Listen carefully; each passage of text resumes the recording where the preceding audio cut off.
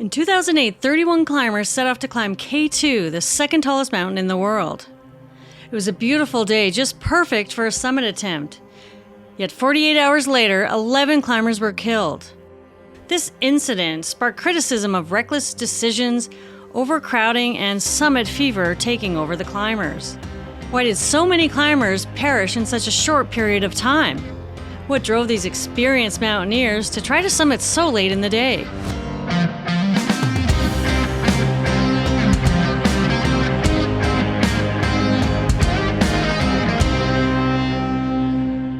For this video, I looked at multiple sources, including perspectives of three key individuals: Sherpas Tshering Dorje, Pasang Lama, and Pemba Gyalji. The book Buried in the Sky focuses on the perspective of Tshering Dorje Sherpa and Pasang Lama. The authors of that book also interviewed over 200 people for their research. The Summit, How Triumph Turned to Tragedy on K2's Deadliest Days, was written from Pemba Gyalji's perspective.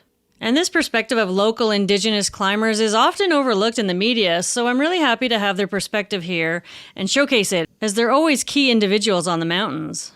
I also looked at No Way Down, Life and Death on K2 by Graham Bowley, and K2, Life and Death on the World's Most Dangerous Mountain by Ed Viesturs.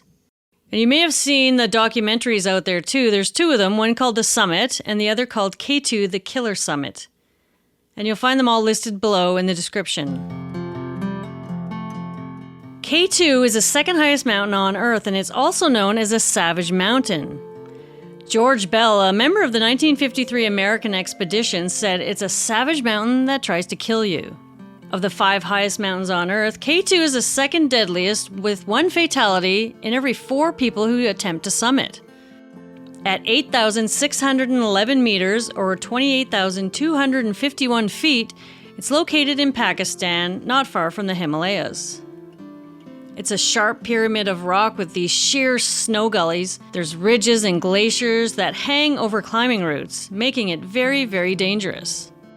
And it takes much longer just to get to K2 than it does Everest, and that's one of the reasons it's not climbed as much.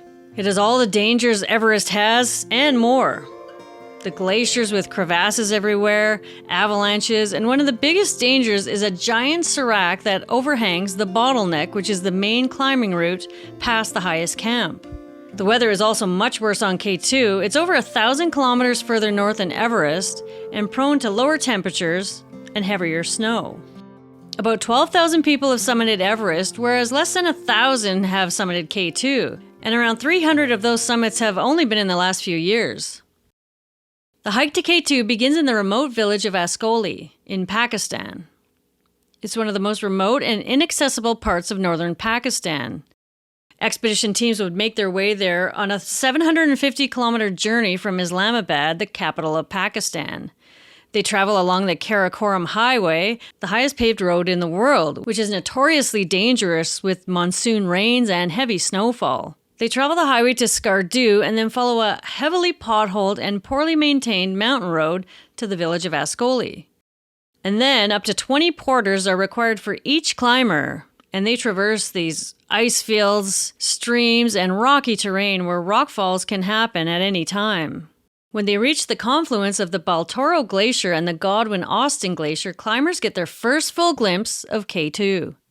It's one of the few places on Earth where it's possible to see 4 8,000-meter peaks from one place. And then 100 kilometers or 60 miles later, the teams make it to K2 base camp. High-altitude mountaineer and first climber to climb all 14 8,000-meter peaks, Ed Viesturs, said the sheer towering presence of K2 overwhelms you.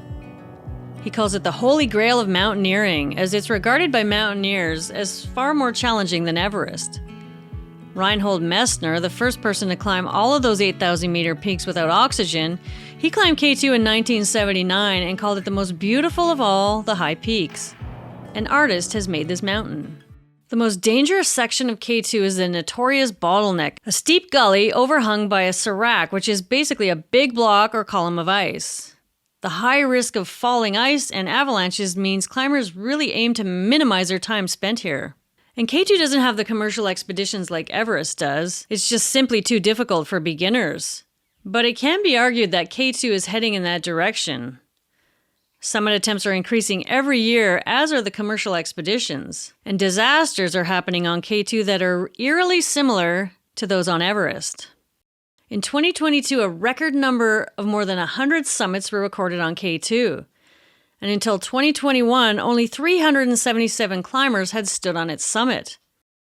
The one-year record was set in 2022 when an astonishing 200 people summited. Alan Arnott, the oldest American to summit K2, says that he once believed K2 would never become the next Everest, but now he says he was wrong. He said the Everest model is now official on K2. He also says climbing K2 is a totally different climbing experience from Everest. It requires a honed set of skills and alpine experience. It's technical and the exposure is dramatic. If you have a simple slip, you'll most likely die. Unlike Everest, there are no long, flat sections. It starts steeps and it never stops. The climbing season on K2 lasts from about July to August, typically the warmest times of the year. And many years there's been no summits at all, and that's mostly attributed to the weather. There's no doubt that climbing this mountain is risky, and many people question why anyone even climbs mountains. After decades of climbing and guiding, Pemba says that people come to the mountains for different reasons. For some, it's an escape from boring daily life and work. Others come for the experience, the chance to join elite mountaineers, and others purely for the beauty of nature. In 2008, there was a bunch of teams planning to attempt K2. And on May 28th, Pemba Gilkey was the first to set foot at the base of K2. Pemba grew up in the Himalayan mountains on a farm. And at 34 years old, he had a wife and a 4-year-old daughter. He actually met Sir Edmund Hillary, the first to summit Everest, along with Tenzing Norgay, when he was a teen, and he was inspired by meeting them. At 14, he started working as a porter, ferrying gear and supplies to mountains around his home. And after years of training, he became a full-time guide and mountaineer. Eventually, he became one of the first in Nepal to get international professional accreditation. He summited Everest 7 times in 7 years and had been on 40 expeditions into the death zone by 2008. And for those of you who weren't aware of what the death zone is, that's the altitude over 8,000 meters or 26,246 feet. It's the altitude where the body starts to die minute by minute and cell by cell. The amount of oxygen at that altitude makes it difficult for the body to get the oxygen that it needs. Some climbers have compared the experience of climbing in the death zone to running on a treadmill and breathing through a straw. In the death zone and higher, no human body can acclimatize. The body uses up its store of oxygen faster than it can be replenished. Being in the death zone without supplementary oxygen for an extended period of time can result in death. Pemba was on the Dutch team, a team of 8 very experienced climbers. Base camp would be their home for the next 2.5 months. This was Pemba's first time on K2, and he was struck by how few people there were because he was used to Everest. And he found it so odd because on Everest there were thousands of people at base camp, but here on K2 it was only his team. Pemba met Irishman Gerard MacDonald on Everest in 2003. From the moment they met, they were like kindred spirits. Gerard, otherwise known as Ger, was fascinated with the Sherpa way of life, and he asked Pemba to join this expedition, not as a Sherpa, but as a full-fledged member of the team. Ger grew up in Ireland and was passionate about climbing as a child. He graduated university and then went to Alaska to climb. He met his girlfriend Annie there and spent 10 years living in Alaska. He climbed Everest successfully in 2003 and was treated like an absolute hero when he got back home to Ireland. In 2006, he attempted K2 for the first time, but things went badly when a rock fell from above and hit him in the head. He had to be evacuated out by a helicopter. Wilco van Rooyen is one of the few professional adventurers in the Netherlands. In 2008, the 40-year-old would be leading that Dutch team on K2. Wilco was very organized, kept his team on schedule, but he wasn't the easiest to deal with, as you'll find out. He was known as a no-nonsense adventurer. He organized a team that he thought would get along very well together because they'd be together at base camp for a few months, and that can be trying at the best of times. Wilco attempted K2 in 1995 and 2006, but was unsuccessful both times. And on that 1995 trip, he was hit by rockfall as well, just like Ger, but he suffered a broken arm and had head injuries. So their experience with K2 was not great. Kaz van de Gevel was 42 and worked in construction with Wilco, and he didn't hesitate for a minute when Wilco asked him to join their expedition. For support, the team had a friend named Martin working out of his houseboat in the Netherlands. He would maintain the website and keep in regular contact with Wilco. They also had a meteorologist who kept them briefed with all the essential weather updates, which would help them plan their summit bid. The Dutch team absolutely refused to use oxygen. Wilco was against it because he felt climbing was at its purest without it. And his other argument against using oxygen was that if somebody was using oxygen and ran out, the results on the body are devastating. And being at base camp, it was a bit of a reality check for Pemba. He described how they would see corpses and body parts being forced down the mountain and churned out of the glacier. It was a stark reminder on how deadly K2 really was. In 2008, climbers were using one of two main climbing routes. They both start in different spots, but then converge on a ridge known as the shoulder. The Cézanne route is slightly longer and steeper, but it's considered generally safer and less susceptible to rockfall. It also avoids the Black Pyramid, the first obstacle on the other route, known as the Abruzzi route. This route is more hazardous. There's generally more rockfall and icy terrain, but it's the more popular route on K2. 75% of climbers use it. The Dutch team chose the other route, mostly due to Wilco and Ger's history with the Abruzzi route. Either way, both routes converged before the dreaded giant 400-foot Serac, or as Ed Viesters called it, the Motivator. He described the huge ice cliff as a monstrous-looking thing when you're under it, and the whole time you wonder what is holding that thing in place. It motivates climbers to keep moving fast because they don't want to stop under it or be under it for very long because ice can fall at any moment. It has a fairly smooth face and has actually been pretty stable for the last 50 years. The Dutch team remained the only team on the mountain for weeks. Ger posted on his blog that we're still very strangely the only team here. To have this mountain to ourselves since May 29th is a thrill, although it will be a short one. The hordes are surely around the corner. Pemba said that some teams arrive late on purpose because they know that ropes and camps will all be established and in place. And he said that's a really unhealthy practice and leads to many disputes among teams.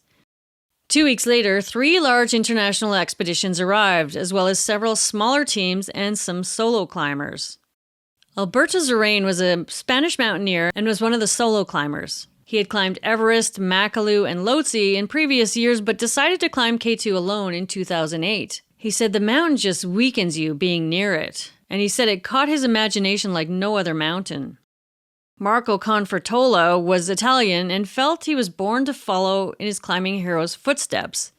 An Italian expedition was the first to summit K2 in 1954. It was his second attempt at K2, and he'd completed 6 of the 8,000-meter peaks by 2008. He was 37 years old and lived with his mother, and when asked why, he said, "I'm married to the mountains."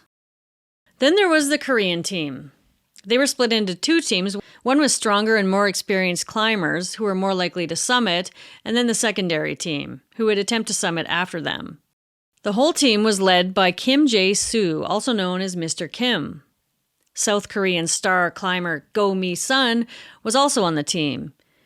And she was halfway through her journey to become the first woman to scale each of the world's 14 peaks above 8,000 meters. After a 200-foot fall shattered her backbone, she actually made a comeback in the Asian X Games. And she was referred to as Mr. Kim's precious female star, and they'd climbed 3 8,000-meter peaks in just the previous season in only 6 weeks. They were both on that stronger team who had 3 other climbers and a 24-year-old Sherpa named Pasong Lama. He was from a village near Makalu, the world's 5th highest peak. Pasong moved to Kathmandu to go to university and flunked out and had a hard time adjusting. People always called him a stupid villager and looked down on him because of where he came from. So he didn't last long. He was the eldest of 4 children, and he got into hauling gear for expeditions when he was just a teenager. He finally summited Everest in 2006 with the Koreans. Go Mi-sun really took a liking to him and wanted him to join their K2 expedition. This would be his first trip to Pakistan, and it was a chance of a lifetime for him. He climbed with a South Korean team in May on Lhotse, the world's 4th highest mountain.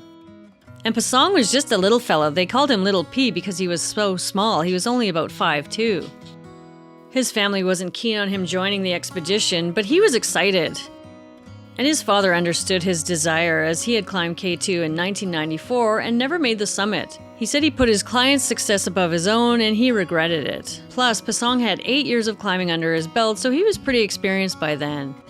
And a K2 conquest, well, that would really help the family out financially. He also felt that those who used to tease him about being from a village would never make fun of him again.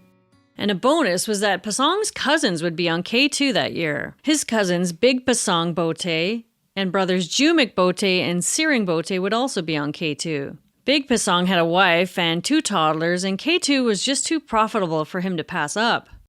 The cousins all met before the trip, and Pasong told them that they'd make $3,000 each plus tips and a summit bonus if they made it. Siring was only 21 years old and single, and he'd gone to university as well, but needed some money, so he became a mountain guide. He had minimal climbing experience at the time, but joined the Korean team on that Lhotse expedition earlier in the year. Jumik had been to a couple 8,000-meter peaks, including Everest, with the Koreans in 2007. And his wife was 7 months pregnant at the time that he went to K2, but he also needed to go for the money and the experience. Pemba had some thoughts on the Korean teams. He'd encountered them all over the Himalayas, and he thought that they were very focused on the summit, almost too focused. And he explained that that's why there were so many accidents involving Korean climbers, because they put the summit over safety. And Pemba wasn't the only one to think that.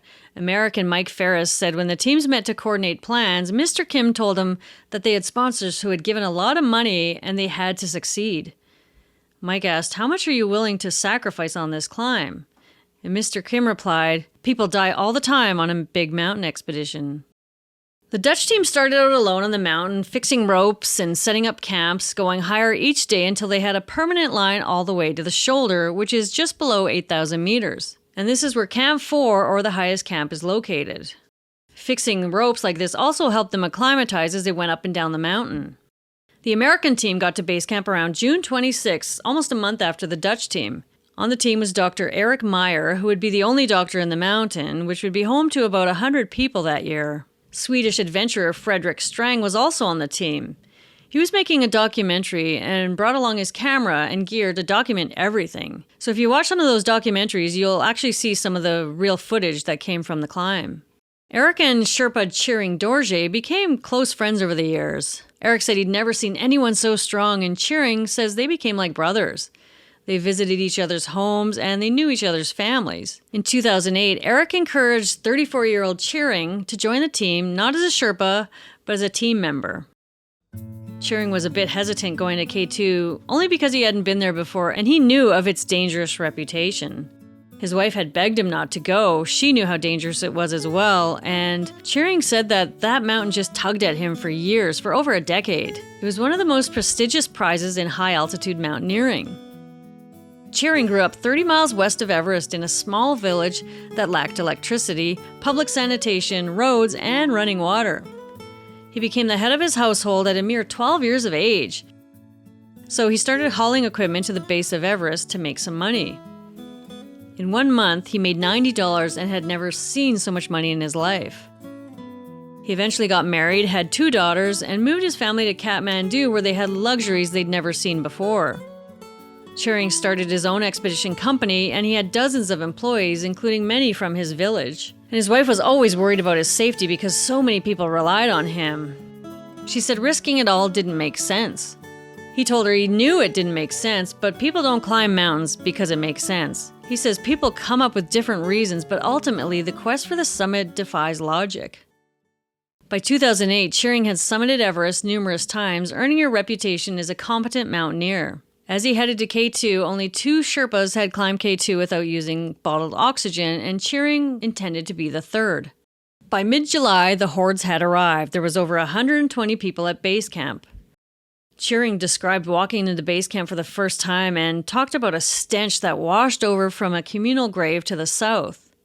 The Art Gilkey Memorial is a cairn of rocks piled 8 feet high, and it was constructed in 1953 by Art's teammates after he died on the mountain. To keep the campsite clean and sanitary, climbers began using the memorial as a place to dispose of body parts found in the glacial melt. Chiring considered this memorial a travesty, and he felt sick eating and sleeping so close to it. The bodies would freeze at night and then defrost in the morning. He felt this memorial trapped the souls inside the bodies when they were suffering for release, and he wouldn't go anywhere near it.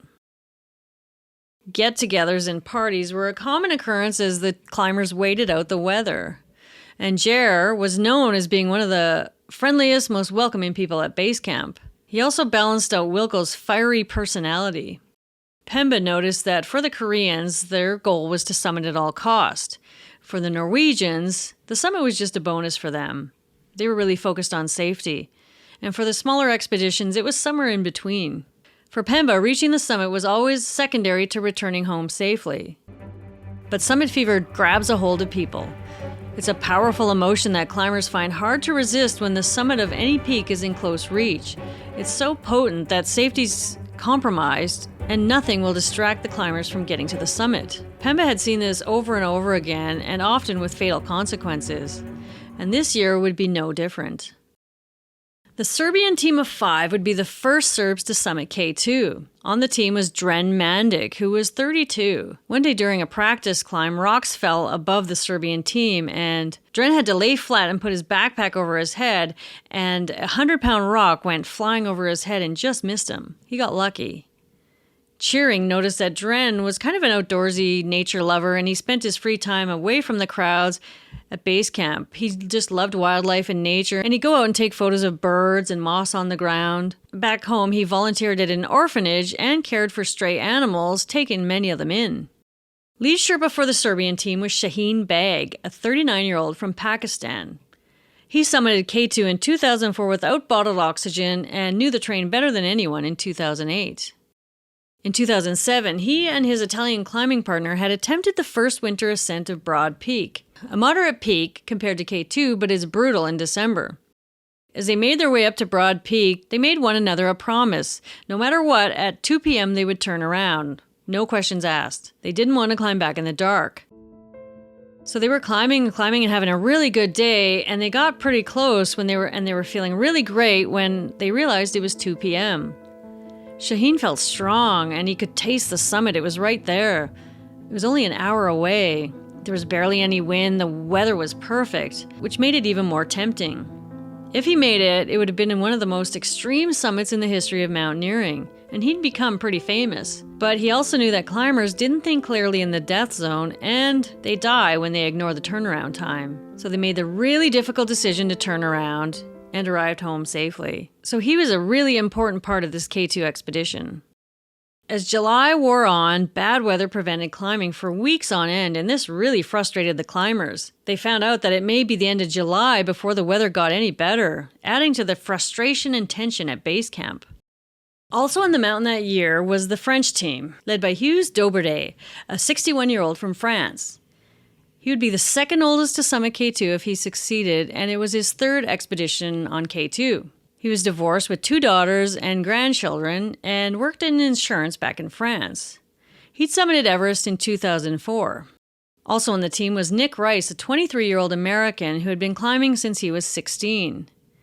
2 high-altitude porters were also on the French team, 25-year-old Jihan Beg and 24-year-old Karim Meherban. They were from the same area as Shaheen Beg, the Sherpa on the Serbian team, and Shaheen actually taught them both how to climb.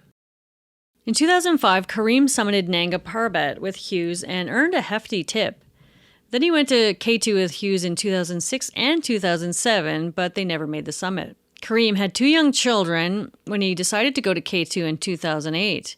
And his wife asked about Hughes' age. She was concerned that he may not be able to handle the climb, but Karim felt the money was worth the risk. And his wife felt better because he'd be on the mountain with Shaheen and Jihan.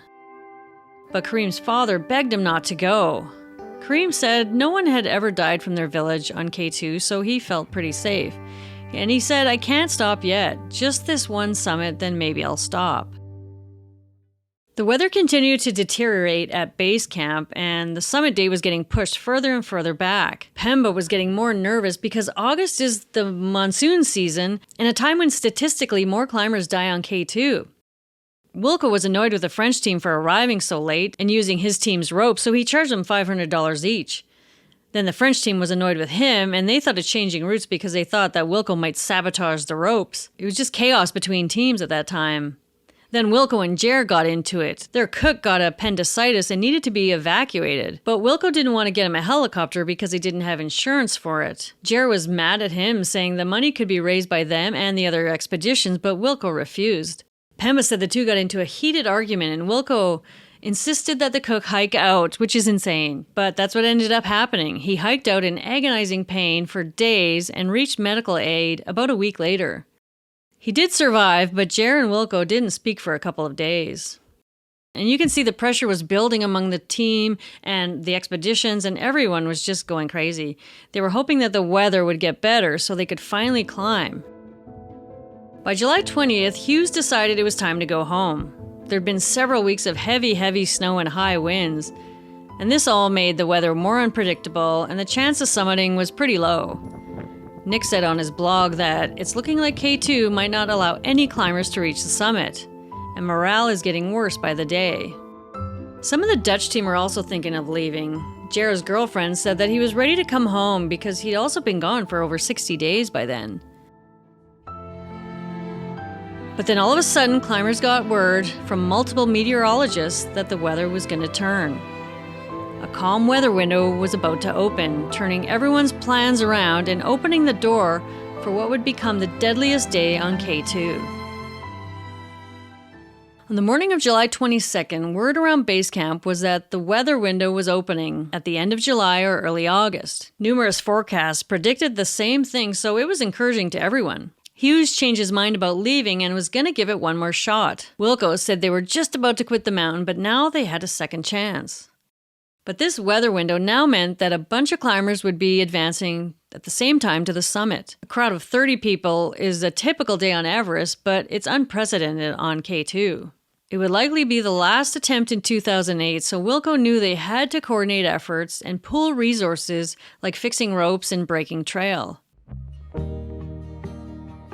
On the Norwegian team were newlyweds Rolf Bay and Cecily Skog, and they also had Lars Nessa with them. Lars was a part-time mountaineer who had never been higher than 6,200 meters, and he wanted to see if he could improve his personal best on K2, so for him summiting was really secondary. Rolf and Cecily met on an expedition in Russia and instantly connected. She said he was her soulmate and a partner she shared her dreams and future with. He proposed while they were in Antarctica, and they attempted K2 in 2005 but didn't summit. K2 just kept captivating Cecily from the first time she saw it. She said, "You try not to look at the summit because it just draws you in." And the Norwegian team had a conservative approach. If anyone felt unwell or anything went seriously wrong at any point, they would turn around immediately. And they would all be using oxygen. And safety was paramount for them. To them, it was the most important thing, coming home in good health. Wilco and Mr. Kim organized a meeting among the teams to decide how to organize themselves on summit day. They decided that the Dutch and French teams would climb the Cézanne route, while the others would climb the more popular Abruzzi route. Mr. Kim insisted that his expedition leader lead the trail-breaking party. This advanced team would leave camp for at least an hour before everyone else, so ropes would be fixed and there would be no lineups on the summit push. The advanced team was made up of 3 Koreans, Jumik, Pasong Lama, Pemba from the Dutch team, Cheering from the American team, and Mohammed Hassan and Shaheen. Mohammed was the only other one on the mountain other than Shaheen who had summited K2. So it was critical that they were both on that trail-breaking team. The crucial part of the plan was figuring out who would fix the ropes to be used on the way up and down. These ropes ensure the safe passage in the more dangerous sections on the mountain. Wilco argued for 400 meters of rope for the bottleneck and about 200 for the traverse. Cheering suggested they take 200 meters more rope, but Wilco insisted that they didn't need it. Cheering said that the others laughed at his suggestion when he said that they needed more rope, and he just thought all these people are crazy. What they didn't discuss was the time that they should turn around and abandon the climb if they were running behind or something happened. The Dutch team kind of internally talked about a 2 p.m. turnaround time, but that was about it. Pemba recalled in the meeting that everyone was saying it's okay if they reach the summit later in the afternoon or even up to 6 p.m. He said they were thinking that this was normal and okay for K2, but it wasn't. The best time to get back to camp is before dark, and it gets dark around 7 p.m., so if they summit at 6, most of the descent would be in the dark. and the descent is always the most dangerous and when most people die.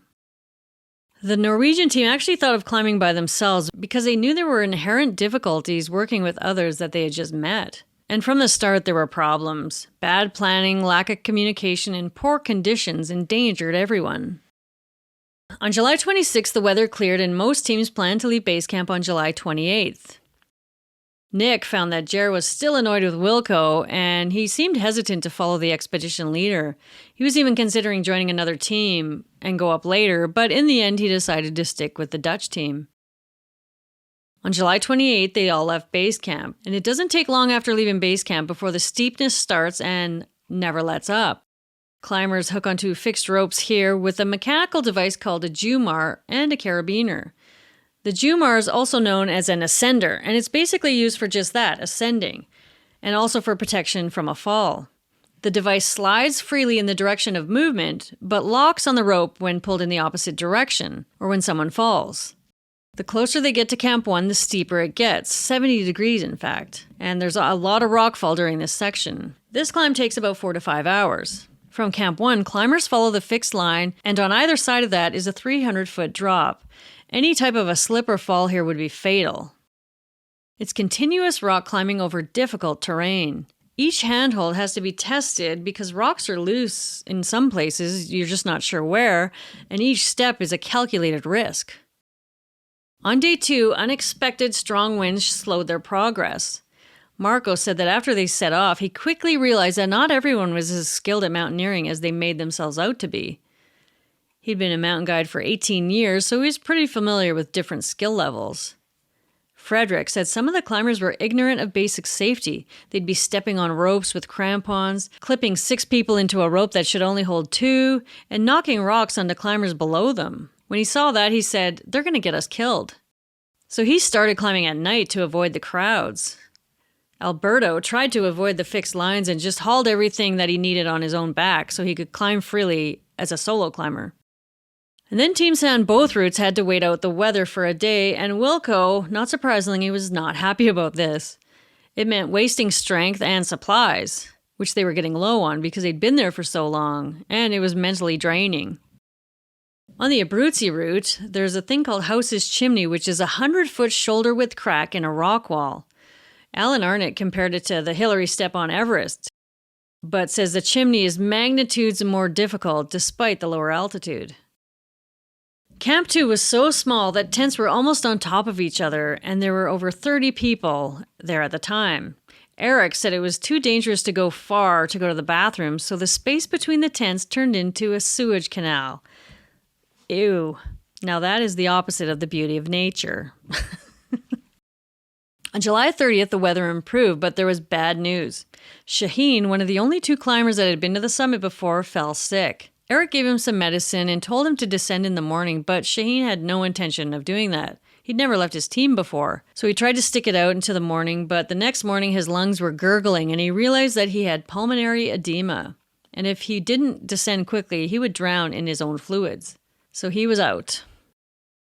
The Black Pyramid is between camps 2 and 3, and it gets its name as the exposed rock comes to a point toward the top, giving the impression of a pyramid. It's a 2,000-foot wall of granite and is technically demanding climbing. It's a mix of rock and ice climbing on almost vertical cliffs that are usually covered with unstable snow slabs, which means the avalanche risk is high. Climbers use fixed ropes to help them through this section and to rappel down. And at the top of Black Pyramid is Camp 3. Alberta was the first to reach Camp 3 at 7,350 meters. He was concerned by some of the other climbers and noticed they had excessive reliance on others during their climb up. Climbers usually camp above the Black Pyramid and below these unstable snow slopes. The space is super limited and very uncomfortable and cramped. High winds funnel through this area, making the snow slopes really prone to avalanches. And climbers, they usually stash extra gear on the Black Pyramid because they're sometimes forced to descend for supplies if Camp 3 is swept away by an avalanche. Meanwhile, on the other route, the Dutch and French team made their way to Camp 3 in pretty good time. Hugh's team wanted to keep going beyond Camp 3 and camp somewhere higher up, so their climb to Camp 4 the next day would be shorter. Pemba thought this was a crazy idea because there wasn't really any place to set up camp higher up. Then at 9 p.m. that night, a full-blown storm hit their route. The other route didn't get those massive winds, but those winds hit the Dutch and French teams at 100 kilometers an hour, and it got worse throughout the night. No one could sleep, and Wilco was getting really frustrated with K2. Hughes' team was crammed into one tent, and they had to hold onto the tent poles to keep the tent from flying away. And much to Wilco's annoyance, one of the Serbian climbers climbed up that same route alone with a flimsy tent.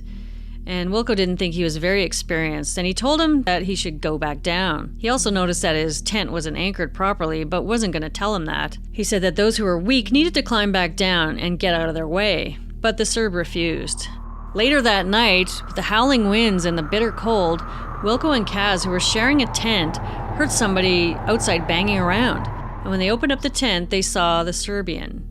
His tent had blown away and he was crawling around outside on the ice in his sleeping bag. He was desperate and hypothermic. Wilco wasn't surprised that his tent had blown away, but he refused to let him into his tent and told him to go back down. And there's a couple different versions of what actually happened here. Some people say that the Serbian went straight to the other tent, where there was 4 climbers. Others say that he went straight to Wilco's tent. So I'm not sure which way it really worked out, but the bottom line is that Wilco would not let him in his tent when there was only 2 of them in the tent. So the Serbian went to the other tent, which had 4 people already in it, and they let him in because Pemba said he knew he was going to die if he didn't. So they made him some tea and warmed him up. But they were all so cramped they had to sit upright and try and sleep throughout the night, which they didn't really. By July 31st, the winds eased up.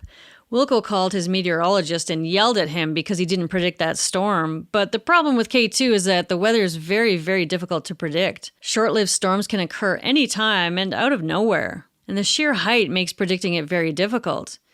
K2 is under the direct influence of the jet stream, and it causes a lot of wind and precipitation. It's also known for katabatic winds, which occur in the late afternoon and are caused by denser air being pulled by gravity to lower altitudes at a really high speed. Wilco was starting to think that if the meteorologist couldn't pick up these storms, would he be able to pick them up on the summit when they're making their summit attempt? Could they get blown off the mountain because of a unpredicted wind? That's happened before in the past, so it's certainly possible. He thought of his wife and his young son and thought that his summit may not happen this year. Pemba was also concerned about continuing. He was convinced that the mountain was just not going to let them climb it this year. Wilco made one more call to Martin, and he told him that the information he had was that the meteorologist said that there was clear weather with no wind, no snow, and perfect conditions coming up. So based on that, they made their decision to go for it. After leaving Camp 3, climbers get to the shoulder, which is a broad, low-angle hump on a ridge. This is the spot of the last camp, or Camp 4. At this point, the summit's about 12 to 24 hours away, depending on the weather and the climber's condition. And that 400-foot serac, basically a wall of ice, hangs precariously over the main climbing route called the Bottleneck. No one knows when ice will come careening down it. It depends on the heat, snowfall, and the speed of the movement of the glacier, which varies every year. Frederick first saw the Bottleneck and said it looked terrifying. Hughes' team made it to Camp 4 after that horrendous night in the wind. Wilco and team also got to Camp 4, and it was the highest they'd ever been on K2. Jer had tears in his eyes. He was so happy to be there. There were now 33 people in camp ready for the summit attempt. And the trail breakers were due out at midnight, just a few hours away, and that didn't give them much time to rest and prepare for the summit. Around midnight, Pemba was ready to start trail breaking, and the weather was perfect. But there were no signs of any of the other members of the trail breaking team. So he went to the Korean's tent and told him that it was time, and he said they were inside smoking and just ignored him. He said he was the only one up and getting things ready. He said it was like everyone else was taking a drug and didn't want to come out of their tents. The behavior was really bizarre to Pemba, and he thought that it was probably a result of being at that altitude. But as the night wore on and nobody was doing anything, Pemba got more and more annoyed, and no one was taking control, coordinating the efforts of the trail breaking team. The Korean, who was supposed to be in the lead, didn't seem interested in leading anymore. And then the disorganization became painfully obvious. The Italians neglected to bring their 100 meters of rope. There weren't enough ice screws, and one of the Koreans who was supposed to take inventory fell asleep instead. Pemba found out that Shaheen got sick, so that left them with only Mohammed as the one who had experienced getting to the summit. But no one turned to him to take the lead, mostly because there was a language barrier and he couldn't really communicate with anybody. Not having Shaheen created a huge lack of leadership for the team. So Alberto came along and said he would help the trail-breaking team, and he tried to take charge, but no one would listen to him. And he was surprised at the disorganization. But at 12:30 on Friday, August 1st, the trail-breaking team left. The leaders rotated as they headed up the mountain, and communication was super difficult. Most of them didn't speak English, so there was no common language. The first hour went fast, but then they hit knee-deep snow, which slowed them down. Jumic directed the team to set lines along pretty moderate terrain that really didn't need rope, and most of these climbers were used to climbing on Everest, where rope is fixed all the way up the mountain. Jumic probably didn't realize that rope wasn't needed here, especially because they only had so much rope. And Mohammed tried to tell him to save rope for the really difficult sections, but no one could understand what he was saying. Other people say that at base camp, this was discussed and how that the climbers would be coming down, they'd be exhausted and tired, and they needed that direct line back to camp. And also, a Sherpa had slipped and died in that very section the year before, so they were being extra careful. But if they were planning this the whole time, they didn't account for taking extra rope, so there was definitely some miscommunication there. Pasang Lama said that they had to fix ropes for all abilities because when exhausted people slip, it's impossible to self-rescue. So they made their way to the Bottleneck. And the Bottleneck is the most dangerous section on K2. It's only moderately difficult in terms of climbing, but what is dangerous is that it's a narrow, steep gully under that serac, where giant ice blocks can collapse and avalanches can happen at any moment, and they all get funneled down the Bottleneck. While the French team was getting ready to leave for the summit, Nick was boiling some water for drinking, but ended up spilling water on his socks. He couldn't attempt the climb with wet socks, so he stayed behind to dry them. Nick noticed that Jihan, right at that time, was noticeably sluggish and disoriented. Jihan had a headache and Hughes gave him some medicine, but it took Jihan around 30 minutes to put his crampons on with the help of others, and it's normally a job that just takes a few minutes. And he was having trouble with his headlamp. There were many signs that things were just not right with him. Hughes was extremely frustrated with the delay as he was pretty cold by then and he hadn't even started the summit bid yet, and he knew he needed an early start. Around 2:30 a.m. they finally left for the summit while Nick stayed behind. At 4:45 a.m. the trailbreakers finally made it to the Bottleneck. Conditions were now beginning to worsen. Pemba says snow conditions were very bad. He said we were almost swimming, it was up to chest level. And then a lineup of climbers appeared on the Bottleneck, and this was exactly what they were trying to avoid by planning this all out ahead of time. Alberto was tired of waiting, so he just said screw it and began ascending on his own route beside the Bottleneck using ropes and his own ice screws. Pemba then got his first close-up view of the serac and said, "It looked completely dangerous. I tried not to think too much about the danger because I was thinking this is a good day for everyone." Alberto kept going up on his route and showed no signs of fatigue despite having climbed straight up from Camp 3. He was a bit of a machine. Pemba and Alberto got to the top of the Bottleneck at the same time and they waited for the others. It was really difficult for people to climb, though, up the Bottleneck at the time because the ice was so hard that their crampons didn't really stick into it very well. And this is when they realized they were out of rope. They needed another 200 meters of rope for the traverse. The traverse is a really, really steep section, and it cuts horizontally 200 feet across and then rises for another 400 feet towards the summit. One climber said this traverse is one of the most iconic and dangerous obstacles in high-altitude mountaineering. You fall here and you'll die. It's a near vertical wall, holding a path only 1.5 feet wide and drops off into oblivion. Pemba asked who had the extra rope, and Jumic had 100 meters of rope, but that wasn't enough. So the only option was to remove some of the ropes they already set up below, bring it up, and use it at the traverse. This would delay everyone even longer. Shearing thought back to when others laughed at him for suggesting that they bring more rope, and he wished that they had listened to him. By 8 a.m., all of the climbers from Camp 4 arrived at the Bottleneck and were shocked to see this gigantic lineup. The Norwegians noticed the Koreans sitting with their headlamps on in full daylight. As they got to the top of the Bottleneck, Rolf started to have doubts about this whole thing. He was really uneasy about the speed they were moving, because it was just too slow.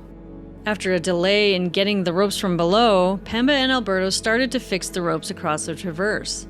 When the Americans saw the lineup, they knew instantly that something was wrong. Frederick took out his camera to film and was infuriated by what he saw.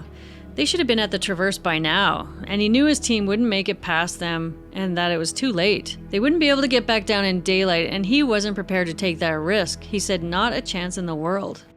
It took the Koreans until 2 p.m. to get through the bottleneck. Pasong knew that they were too slow and burning through all their oxygen, but he didn't bring this up with Mr. Kim because he felt that it just wasn't his job to try and turn them around. It was the opposite, to get them to the summit. Some climbers lost patience and tried to pass the climbers in front of them, and the trail breakers told the climbers to wait and maintain a safe distance between climbers above, but no one was listening. 3 climbers unclipped and began free climbing in a snow channel up the side of the bottleneck. Wilco also joined in this rush to pass everyone when he suddenly fell off balance and slipped backwards, catching one of the Serbs' jacket with his sharp crampons. Luckily, cheering grabbed him as he slid by and stopped Wilco from falling hundreds and hundreds of feet. Wilco just stood there in a state of shock. Cheering had just saved him. Further up, Cecily said that Dren of the Serbian team was ahead of her, looking kind of agitated. He needed to replace his oxygen, and the only way to do it was to double back, past the climbers, and go to a small little ledge. So he went to pass her, and she pressed herself close to the ice so he could get by. And remember, they're on this super steep incline on the traverse, and where the ropes are lifelines to them. Dren took a step past Cecily, and suddenly his leg flew out from under him. He fell forward on her, and they both began to fall. She fell for a few feet until the rope caught her, and Dren tried to grab onto her, flailing at her legs to try to keep from falling, but it was too steep, and he kept going. Pemba heard the scream from Dren and looked down just in time to see him fall. Dren fell right past all the other climbers in the bottleneck and rocketed downward. He slid and cartwheeled over, and then about 300 feet later, he came to a stop. Climbers watched in shock until, to their surprise, Dren stood up and waved. His teammates were super relieved and thought that he was going to be okay, but seconds later he stumbled again and slid another 300 feet. This time he flew over some rocks. And when he stopped, he didn't get up. So his teammates rushed down to help him. The other climbers looked down in horror, unaware that this was just the beginning of the deadliest day on K2. That's the end of part 1. Be sure to come back for part 2, where we'll look at all the events that follow, uncovering more about this tragedy and the heroism that took place that day on K2.